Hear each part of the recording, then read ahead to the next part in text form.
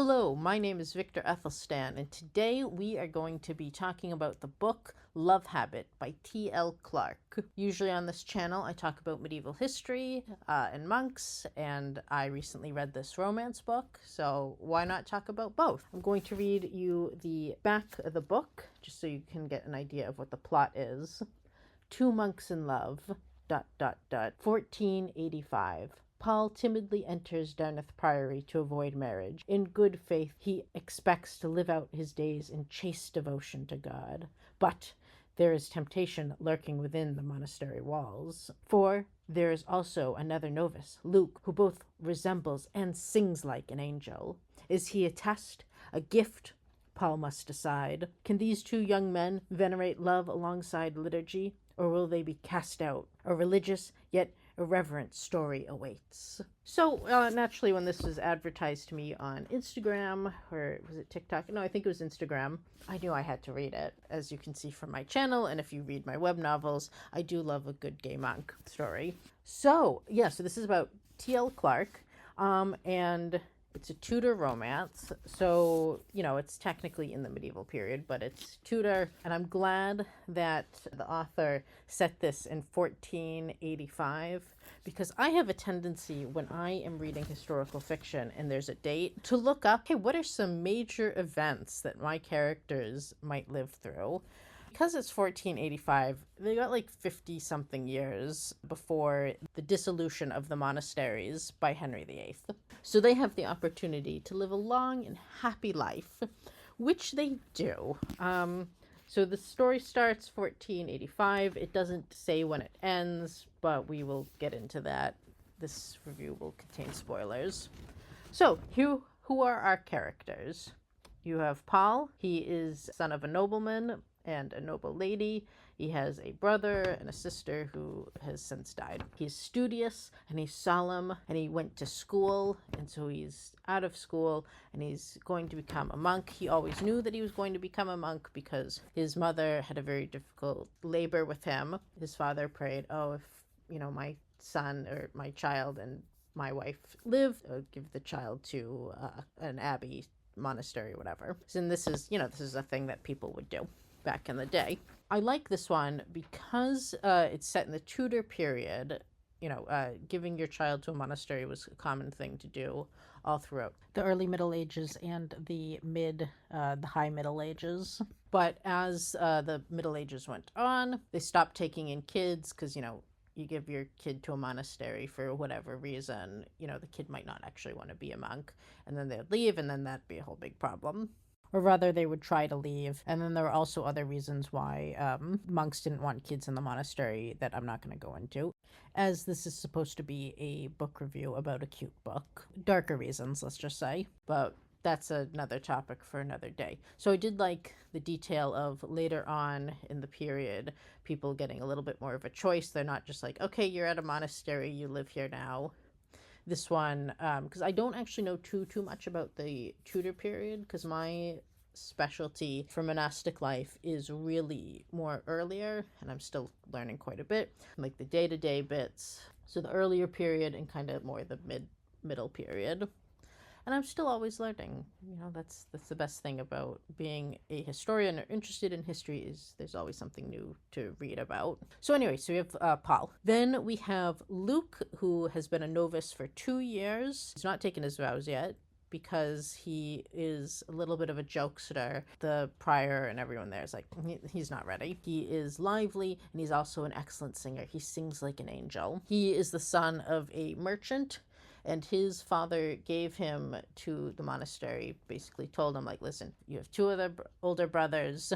You're going to go into the monastery and you're going to become a bishop, and that's how you're going to, help this family. Spoiler alert, he does not become a bishop. He stays at the monastery for the rest of his life with Paul. So then we have Giles, who's the infirmer. He's also implied to be gay. He's an older man, and he helps Paul. He can read Paul, he clocks Paul almost immediately. And he's like, hey, here's the stuff you need to do so you don't get caught and you don't get hurt. And he's Paul's mentor because Paul is supposed to be the infirmary when Giles dies, so he's training Paul. And then there is Hector, who's the cellarer. He's Luke's mentor, but we don't really see what their relationship is like. We only see like little tidbits of Hector, and really all the other monks besides Giles, we really only see little tidbits of them, and we don't super get a lot of their characters, which I'm going to go into a bit later on. So then we have Barnabas, who's the novice master. He is strict but kind. You have Bram, who is a lay brother who has a crush on Paul, but he gets over it. A lay brother is different from a choir monk. A choir monk is the one who is, singing, praying, that sort of thing. A lay brother is basically people who do all the work. So if you went to a monastery, you would typically be richer, and if you were not rich but still wanted to join, you could become a lay brother. And then we have Edmund, shows up later in the book. He's a postulant and he's cranky, and I kind of wish we saw more of him. So what is the plot of Love Habit? It's a basic cozy slice of life book. Not much happens, if I'm going to be real. It mostly focuses on Paul and Luke's relationship, but there's a lot of smut in it, and I really don't like smut in my romance, so I didn't know that going in. I just know, okay, I knew there was going to be some, I just didn't realize how much there would be. So basically it's slice of life, not much happens. It describes his day-to-day, what he's doing in the monastery, what the prayers are like, all that, and also them falling in love. It starts off with Paul joining the monastery, and he's saying goodbye to his parents. We get a little bit of background. They're all very sad. He's close to his mom. He's not as close with his dad. So they're just like saying goodbye. And then he eventually meets Luke at the classes that Brother Barnabas is hosting. Now, this is after he is a postulant for a few days, or not a postulant, but he's before they even let him in. So one of the things they would do is the monks, if you wanted to be let into a monastery, they're not going to just let you in, because that's a really good way to be like, okay, are you actually committed to this lifestyle?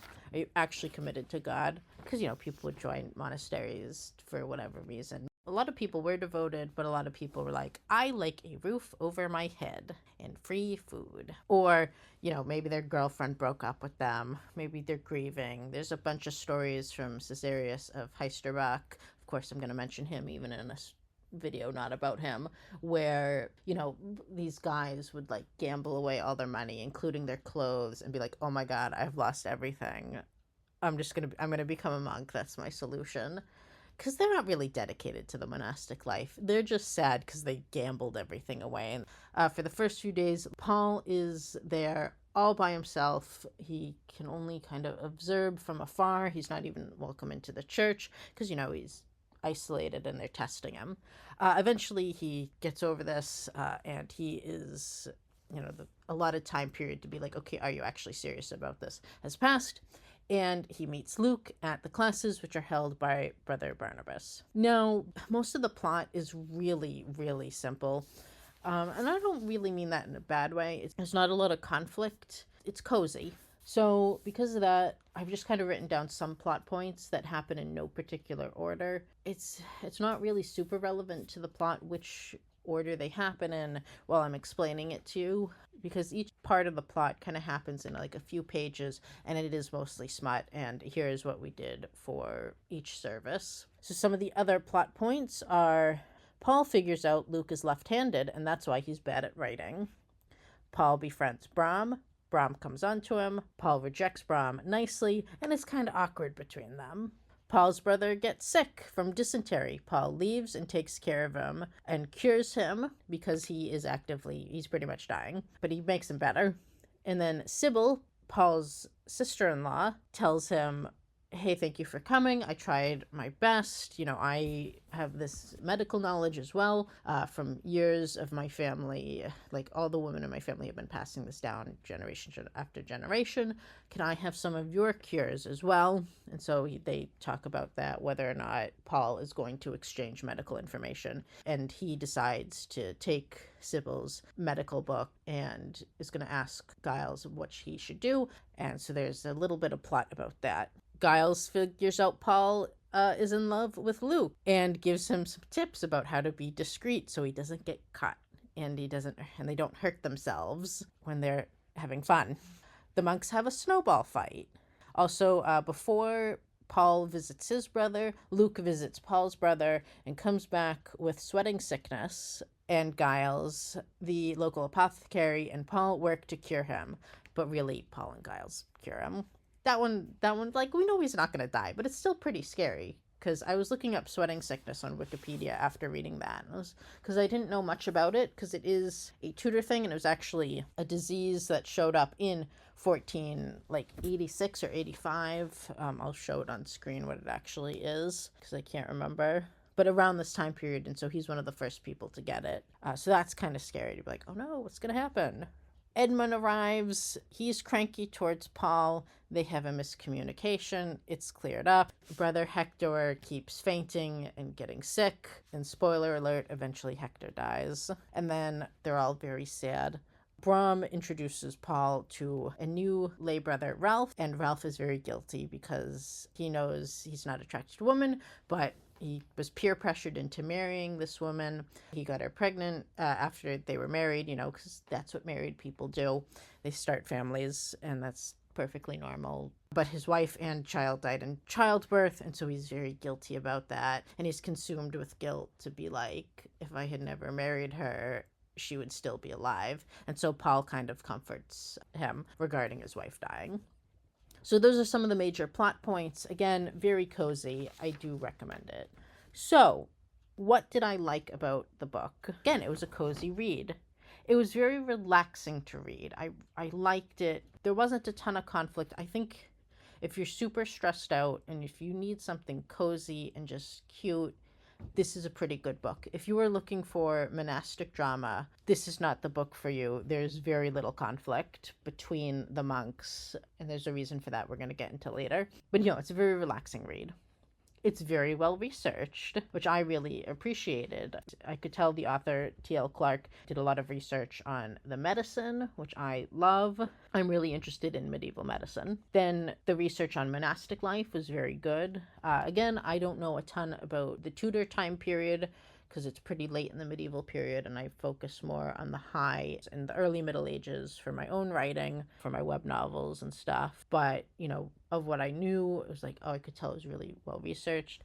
Also, the church rituals, that was really well researched. And I, for Brother Slanus, I'm always trying to figure out, okay, well, what are the church celebrations? And I can't find any book.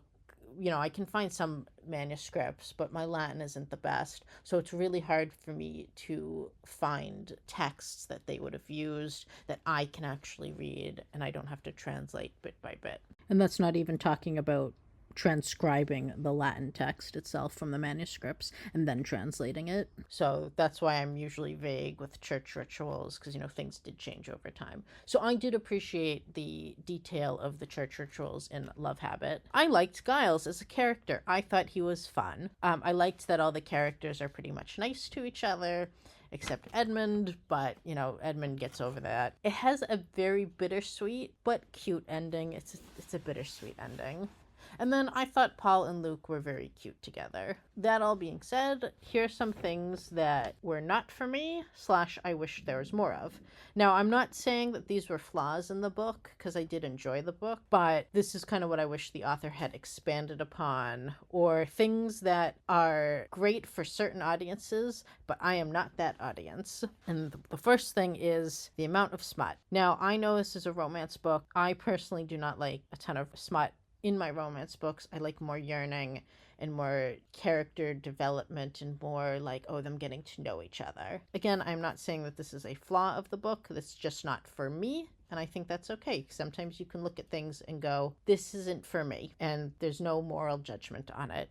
Bean soup theory. And so I'm just recognizing that. I do wish there was a little bit more plot and conflict in the book and more interactions between characters besides Luke, Giles, and Paul. I do wish, we got to see the other monks a little bit more. One of the other things is we are told that Paul and Luke have conversations, but we're not shown them. And I wish we could have seen more of their conversations instead of just the smut, so I could see their relationship bloom a little bit more. Again, they're very cute together, but I do wish the author had expanded upon a little bit more why they like each other, besides just like, oh, they think each other is hot. And that kind of brings me on to my next point, is the scenes could have been fleshed out a little bit more. Also, I didn't like the use of candles in some scenes as toys. I found that blasphemous. Didn't like that, but we won't go into that. I wish there was a little bit more conflict with Paul and Luke about, them having same-sex relationships. And I understand that the book is supposed to be affirming of same-sex relationships, and I understand that, oh, this is a cozy read. I personally like a little bit more tension. I like my monks being guilt-ridden, but I also understand that this was not that book. Again, this is a me problem, not a book problem. And with the book, again, it was a good book. My big thing is, how did they not get caught? Because they were going at it a lot, and especially it's noted that they're loud at some points. And throughout this, I'm like, how did they not get caught? Come on. Like, I feel like that would have added a little bit more tension, but whatever. And yeah, again, I just kind of wanted to see more of their interactions with the other monks at the monastery and show, not just tell. But overall, yeah, I gave this book 4 stars. I read it. I really enjoyed it. Some of the things that another thing I really liked about it was the fact that when there was Latin in this, they also had the English translation right beside it. That was good. I also liked that they occasionally mentioned events happening outside the monastery, such as Henry Tudor becoming king, Richard III's death, sweating sickness, all of those sorts of things. I really liked that. Finally, the ending was very bittersweet. We had an epilogue where they just kind of like discuss, okay, this is what has happened. We've become monks. That's really good. Brother Giles died off screen. And then finally, the final word for Paul, which was really sad, Luke dies at the end. Like, not in the book, off screen. And I do like this. I liked that the author just kind of warns, like, hey, you don't have to read this, but I'm just going to read this to you. Final word from Paul. Gentle reader, a word of caution here. For our story is at an end, and the dictates of romance novels permit no other than a happy ending. What follows is a bittersweet missive, but Paul would have one final word, and it is happy in its own way. For him, there can be no greater outcome. Continue only if you are sufficiently prepared. You may choose to end your reading here without judgment or reproach. Which, I like the little warning to be like, hey, this is going to be sad. And Luke has died. However, Paul has become prior. He is an elderly man, and presumably it is before Henry VIII has dissolved all the monasteries. So really, it's kind of like a happy ending because they get to be monks for the rest of their lives. And they, Luke dies and Paul's like, yeah, I'm ready to go with him, which is, the best possible ending for like a romance book that's going to end and cover the entirety of their lives. Is he's ready to go. So yeah, so that is my little review of Love Habit. Again, I really enjoyed this book. I thought it was really good. There's some things that were not for me that I wish there was more of, but overall I enjoyed the book, and I do plan to see what other stories that T.L. Clark has. Oh, the other thing I liked is that there's a glossary at the end, which was really nice because she uses a lot of Middle English terminology, and it was helpful to be able to go back and just look up what she was talking about or what the words they were using meant. That was very, very helpful. And finally, I guess my final words on this is I kind of hope that if she's going to write another gay romance book, I hope she expands upon Brom and Ralph's relationship. That would be great. I hope she writes one about them, and then Paul and Luke can be background characters. So yeah, so that is the end of my video for today. I hope you enjoyed it. I do recommend picking up Love Habit as long as you are 18 and older. And yeah, have a good one, and I will see you next time. Be safe out there. Bye.